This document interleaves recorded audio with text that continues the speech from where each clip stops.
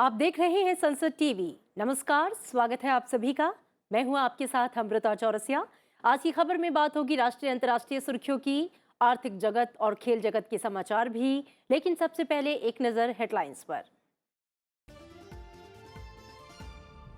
गुजरात में पहले दौर के चरम पर चुनाव प्रचार। प्रधानमंत्री की सुरेंद्रनगर, जंबूसर और नवसारी में रैलियां। राजकोट और सूरत में राहुल गांधी की जनसभा।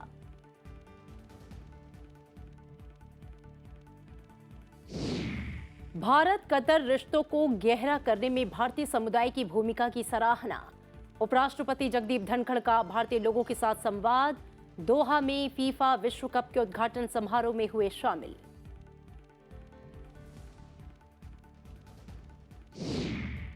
जम्मू कश्मीर समेत पहाड़ी राज्यों में बर्फबारी, शीतलहर की चपेट में समूचा उत्तर भारत। बंगाल की खाड़ी में बना कम हवा का दबाव, मछुआरों को समुद्र में नहीं जाने की सलाह।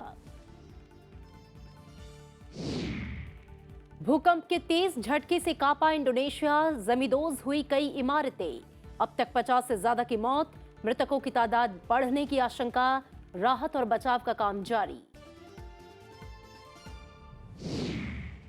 और चंद्रमा तक पहुंचा नासा का ओरियन कैप्सूल। चांद की नजदीकी कक्षा का लगा रहा है चक्कर। 16 नवंबर को आर्टेमिस 1 रॉकेट ने केनेडी स्पेस सेंटर से भरी थी उड़ान।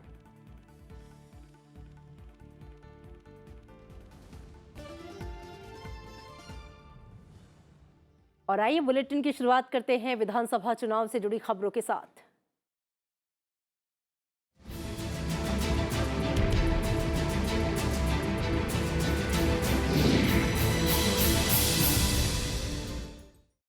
प्रधानमंत्री नरेंद्र मोदी ने आज दक्षिण गुजरात और सौराष्ट्र क्षेत्र में चुनावी रैलियों को संबोधित किया। उन्होंने कहा कि गुजरात की अमर विकास यात्रा शुरू हो गई है, वो विकसित भारत बनाना चाहते हैं। सुरेंद्रनगर, जंबूसर और नवसारी में जनसभा को संबोधित किया।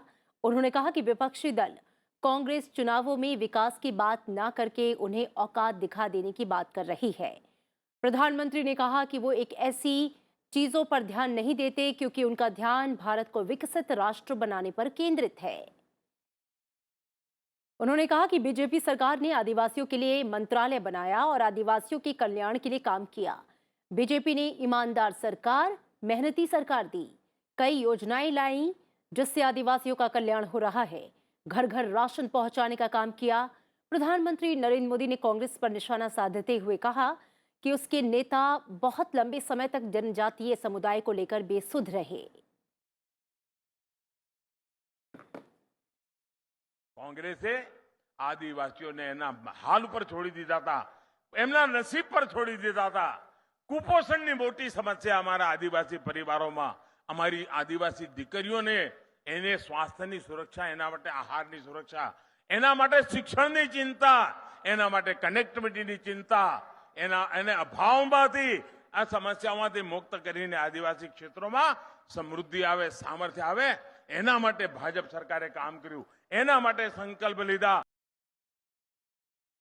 सुरेंद्रनगर में प्रधानमंत्री नरेंद्र मोदी ने कहा कि नर्मदा योजना का सबसे बड़ा लाभ सुरेंद्रनगर जिले को मिल रहा है। गुजरात में घर घर 24 घंटे बिजली पहुंचाने का काम किया गया।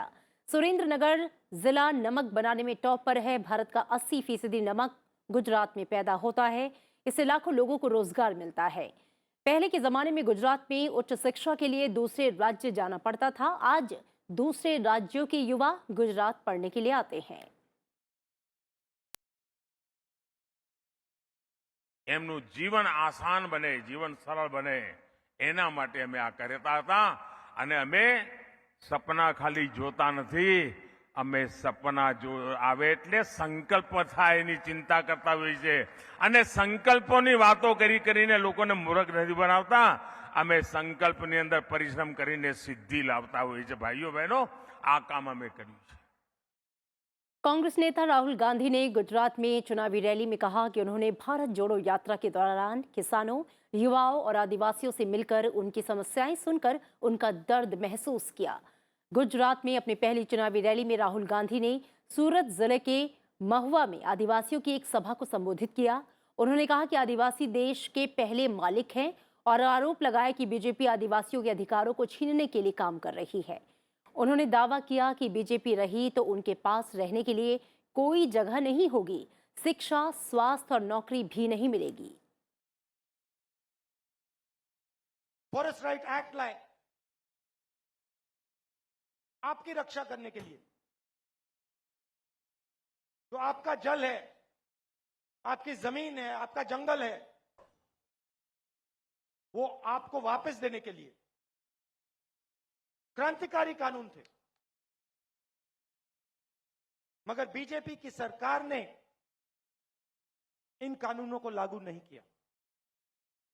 विधानसभा चुनाव से जुड़ी कुछ और अहम खबरें। केंद्रीय गृह मंत्री अमित शाह जामनगर हवाई अड्डे पर क्रिकेटर रविंद्र जडेजा और जामनगर उत्तर सीट से बीजेपी उम्मीदवार और रविंद्र जडेजा की पत्नी रिवाबा रविंद्र जडेजा से मुलाकात की।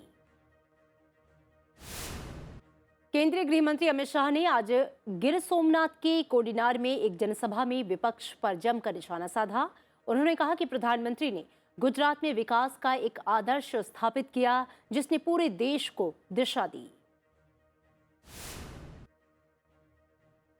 कांग्रेस अध्यक्ष मल्लिकार्जुन खड़गे गुजरात विधानसभा चुनाव के लिए 26 और 28 नवंबर को प्रचार करेंगे। कांग्रेस अध्यक्ष 26 नवंबर को अहमदाबाद में एक जनसभा को संबोधित करेंगे। वो 28 नवंबर को गांधीनगर के निकट एक जनसभा को संबोधित करेंगे।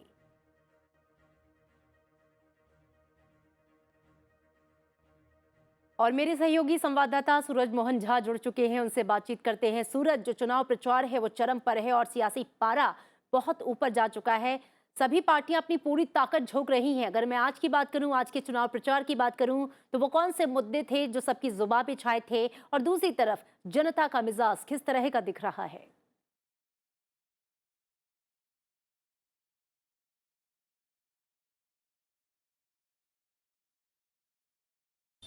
अमृता, अगर हम गुजरात चुनाव की बात करें तो अब तक ऐसा लग रहा था कि आम आदमी पार्टी जो है वो चुनाव प्रचार के मोर्चे पर आगे दिख रही थी, लेकिन हमने देखा कल से प्रधानमंत्री और केंद्रीय मंत्रिमंडल के तमाम नेता भी गुजरात चुनाव के अपने आक्रामक प्रचार में लग गए हैं। और उसके साथ में हमने देखा है तमाम सांसदों को जो अलग अलग हिस्से के हैं उनको भी प्रभार सौंपा गया है। और भारतीय जनता पार्टी ने एक रणनीति बनाई है जो हर लोकसभा क्षेत्र में जितनी विधानसभा सीट है वो किसी न किसी को उसका प्रभार दिया गया है।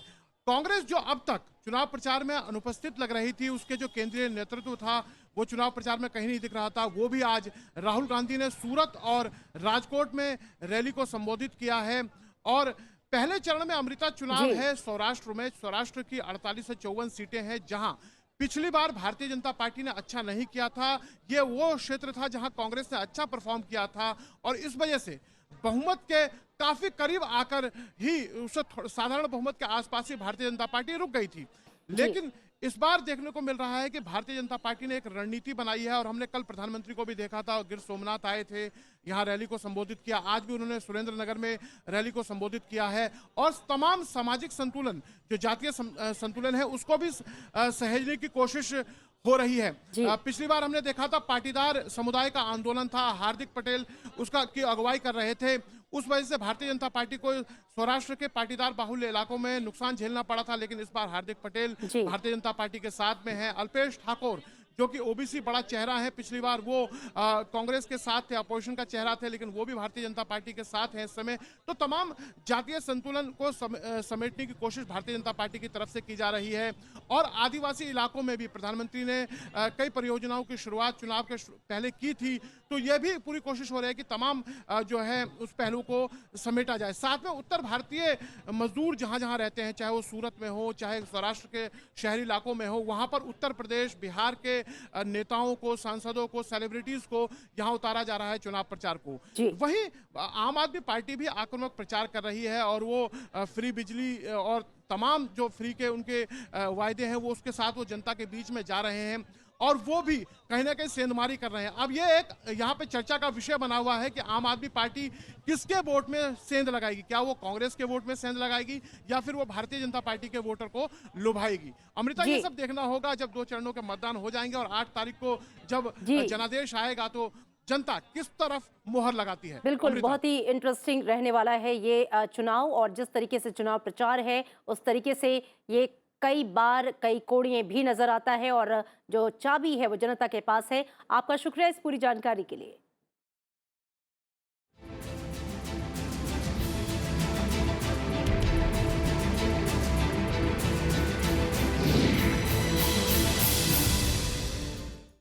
कुछ और अहम खबरें। उपराष्ट्रपति जगदीप धनखड़ ने कतर की राजधानी दोहा में भारतीय समुदाय के सदस्यों से बातचीत की। साथ ही उन्होंने भारत और कतर के बीच रिश्तों को मजबूत करने में उनकी भूमिका की सराहना की।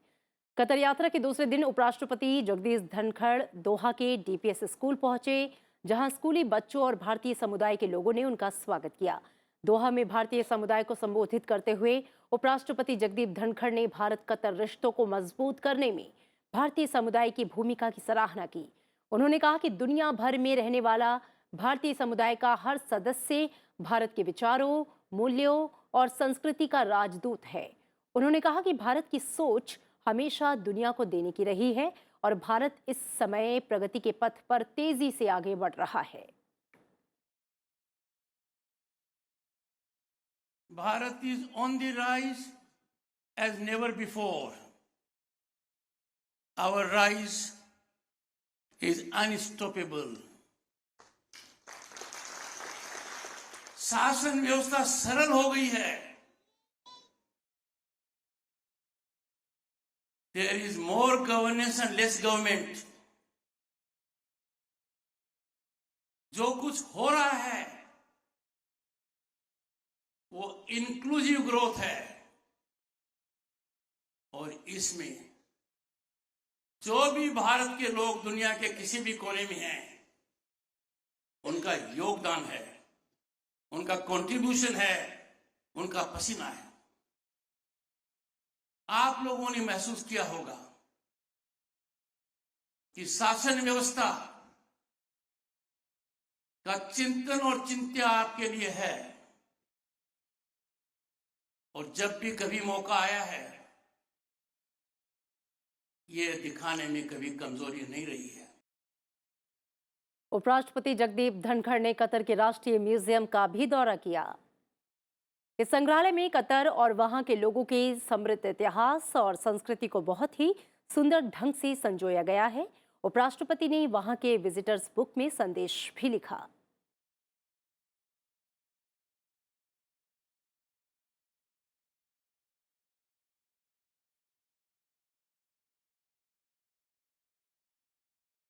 और आइए अब नजर डालते हैं कुछ और प्रमुख समाचारों पर।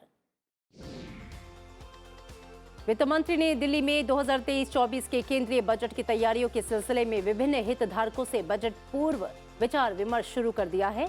बैठक में वित्त राज्य मंत्री समेत कई अधिकारी मौजूद रहे। अरुण गोयल ने चुनाव आयुक्त का पदभार संभाल लिया है। वो 1985 बैच के पंजाब कैडर के IAS अधिकारी हैं। उन्होंने 18 नवंबर को स्वैच्छिक सेवानिवृत्ति ले ली थी। सुप्रीम कोर्ट ने गुजरात हाई कोर्ट से मोरबी पुल ढहने की घटना से संबंधित जांच और अन्य पहलुओं की समय समय पर निगरानी करने को कहा है। इस घटना में 140 से अधिक लोगों की जान चली गई थी।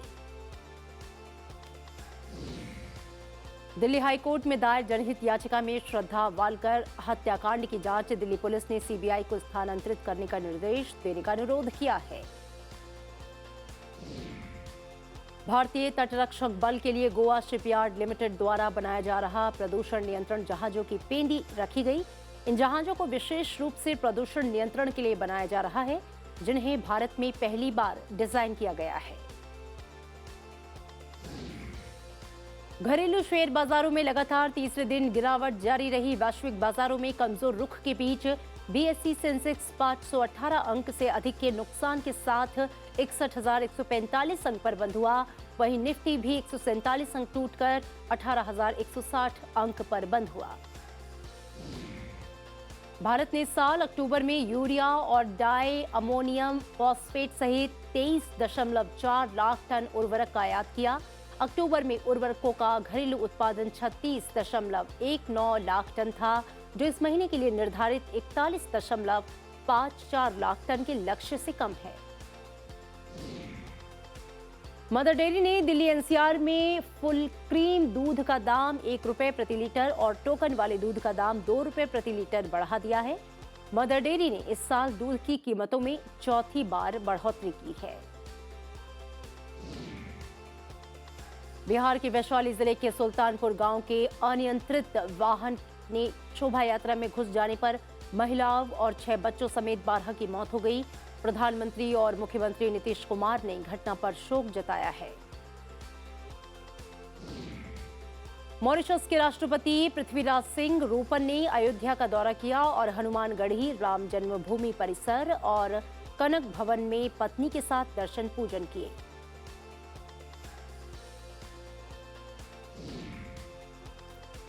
तो आप देख रहे थे आज की खबर। यहां रुकेंगे एक छोटे से ब्रेक के लिए। ब्रेक के बाद खबरों का सिलसिला जारी है।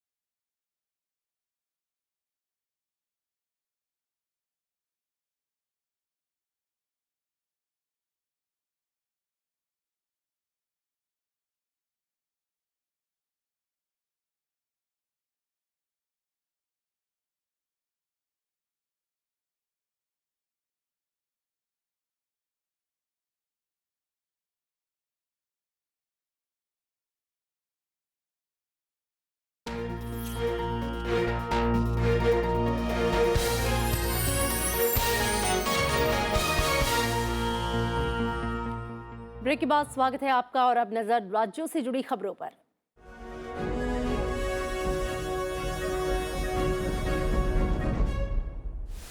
प्रधानमंत्री नरेंद्र मोदी 10 लाख कर्मियों के लिए भर्ती अभियान रोजगार मेला के तहत मंगलवार को 71,000 के करीब युवाओं को नियुक्ति पत्र सौंपेंगे। पीएमओ ने कहा कि प्रधानमंत्री इस अवसर पर वीडियो कॉन्फ्रेंसिंग के माध्यम से युवाओं को संबोधित भी करेंगे। महाराष्ट्र के मुख्यमंत्री एकनाथ शिंदे और उप मुख्यमंत्री देवेंद्र फडणवीस ने विधानसभा अध्यक्ष सहित दूसरे नेताओं के साथ शहीद स्मारक जाकर संयुक्त महाराष्ट्र आंदोलन में अपने प्राणों की आहुति देने वाले शहीदों को श्रद्धांजलि दी।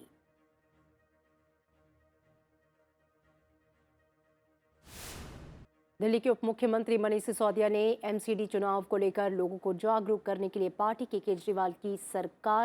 केजरीवाल का पार्षद अभियान की शुरुआत की।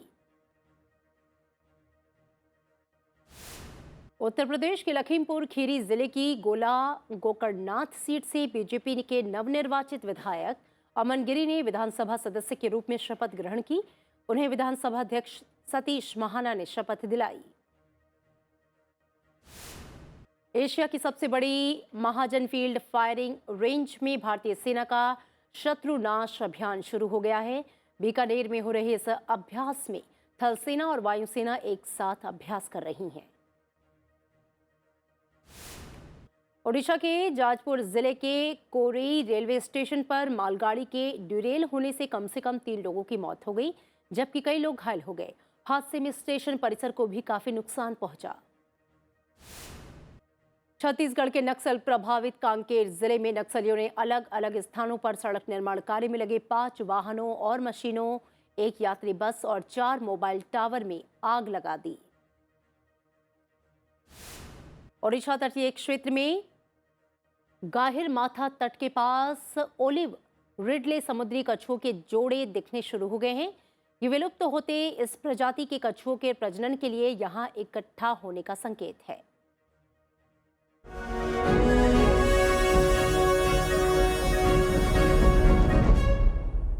कुछ और खबरें। बंगाल की खाड़ी के दक्षिण पश्चिम में बने कम हवा के दबाव के पश्चिमोत्तर की तरफ बढ़ने के अनुमान है। कल सुबह तक दक्षिणी आंध्र प्रदेश, उत्तरी तमिलनाडु, पुडुचेरी तटों की ओर बढ़ने और धीरे धीरे कमजोर होने की संभावना है। मौसम विभाग के मुताबिक उत्तरी तमिलनाडु, पुडुचेरी और आंध्र प्रदेश के दक्षिणी तट और पड़ोसी रायलसीमा क्षेत्र में अनेक स्थानों पर तेज वर्षा हो सकती है।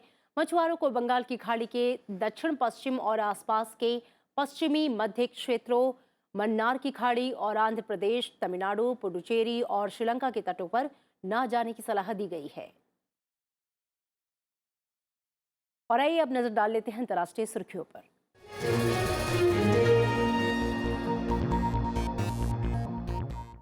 कड़ी सुरक्षा के बीच संसदीय और प्रांतीय चुनावों के लिए मतगणना शुरू होने के बीच सत्तारूढ़ नेपाली कांग्रेस के प्रतिनिधि सभा की पहली सीट जीत ली। हिमालय में लगभग 61% मतदान दर्ज किया गया था। काठमांडू के निर्वाचन क्षेत्रों में 1, 3, 4, 6 और 7, ललितपुर और भक्तपुर के सभी निर्वाचन क्षेत्रों के लिए मतों की गिनती शुरू हो गई है और इसी तरह कास्की, झापा, मत्स्यंग, सप्तरी, बांके, रूपंदेही और नवलपरासी पश्चिम में भी मतगणना शुरू हो गई। नेपाली कांग्रेस ने अपना खाता खोल लिया है क्योंकि उसके उम्मीदवार योगेश गौचन ठकाली को मस्तंग से प्रतिनिधि सभा के सदस्य के रूप में चुन लिया गया। और इंडोनेशिया के मुख्य द्वीप जावा में भूकंप आने से कम 50 लोगों की मौत हो गई, जबकि 700 से ज्यादा लोग घायल हुए हैं। भूकंप से दर्जनों इमारतें क्षतिग्रस्त हो गईं। लोगों को अपनी जान बचाने के लिए सड़कों और गलियों में भागना पड़ा। 5.4 तीव्रता का भूकंप पश्चिम जावा प्रांत के सियानजुर क्षेत्र में 10 किलोमीटर की गहराई में केंद्रित था। हताहतों की संख्या और नुकसान के बारे में जानकारी अभी एकत्र नहीं की जा सकी है। जकार्ता में भूकंप के जोरदार झटके महसूस किए गए। राजधानी में ऊंची इमारतें हिल गईं और कुछ को खाली करा लिया गया। विशाल द्वीप समूह राष्ट्र में अक्सर भूकंप आते हैं, लेकिन जकार्ता में उन्हें महसूस करना असामान्य है। 27 करोड़ से अधिक लोगों का एक विशाल द्वीप समूह इंडोनेशिया भूकंप, ज्वालामुखी, विस्फोट और सुनामी से अक्सर प्रभावित होता रहता है। और नासा का ओरियन कैप्सूल चंद्रमा तक पहुंच गया है। स्पेसक्राफ्ट चांद की सतह के सबसे करीब 130 किलोमीटर ऊपर पहुंचकर चांद के 2 चक्कर लगाकर वापस आएगा। ओरियन के उड़ान पथ में अपोलो 11, 12 और 14 के लैंडिंग स्थल भी शामिल हैं, जो मानव पहुंच के पहले 3 चंद्र स्थल है। स्पेसक्राफ्ट को बुधवार सुबह यानी कि 16 नवंबर को नासा के स्पेस सेंटर से लॉन्च सिस्टम से लॉन्च किया गया था। करीब 50 साल बाद नासा ने चंद्रमा पर अपने मिशन को फिर से लॉन्च किया। इसका उद्देश्य इस दशक के अंत तक चंद्रमा पर क्रू रिसर्च बेस स्थापित करना है।